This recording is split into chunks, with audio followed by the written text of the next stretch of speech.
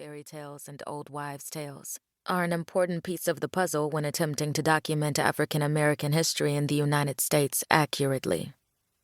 African American folklore is unique because it is constantly balancing African traditions experienced within a Eurocentric environment.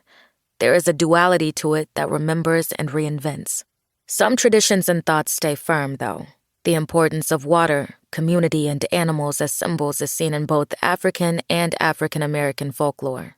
Conversely, only in African American folklore do we see the retelling of biblical tales and images of African Americans sprouting wings and flying across the Atlantic. Our goal with this anthology is to show it all.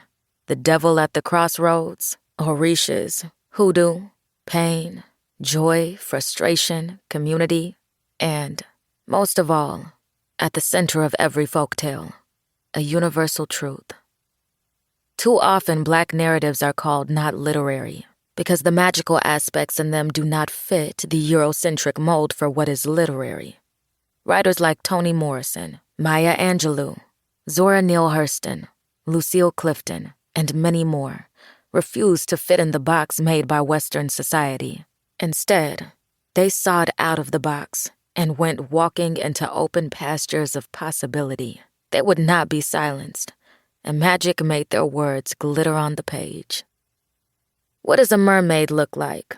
If we simply relied on Eurocentric folklore and myth, which we usually do, a mermaid must have long, flowing hair, pale skin, and giant blue eyes.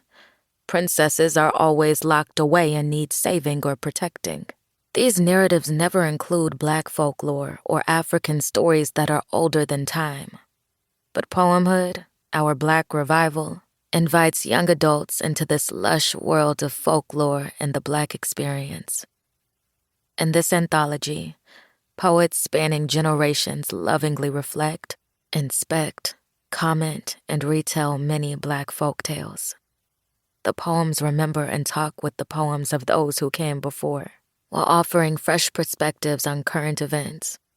Poemhood, Our Black Revival, is a lush collection of stories and experiences.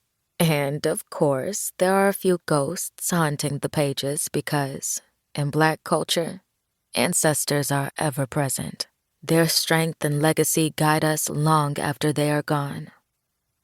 Each poem will be accompanied by an outro, which serves to provide additional information and context for the poem's historical positioning and/or its creation.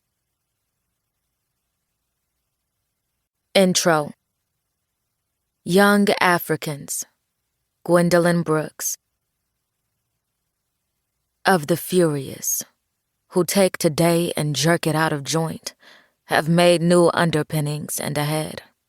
Black time is time for chimeful poemhood, but they decree a jagged chiming now. If there are flowers, flowers must come out to the road, rowdy, knowing where wheels and people are, knowing where whips and screams are, knowing where deaths are, where the kind kills are. As for that other kind of kindness, if there is milk, it must be mindful. The milk of human kindness must be mindful, as wily wines, must be fine fury, must be mega, must be main. Taking today, to jerk it out of joint. The hard heroic maim the leech-like as usual who use adhere to carp and harm. And they await, across the changes and the spiraling dead, our Black revival, our Black vinegar, our hands, and our hot blood. Volume 1, Livin'. We die. That may be the meaning of life. But we do language. That may be the measure of our lives. Toni Morrison. Track 1. Power. Audre Lorde.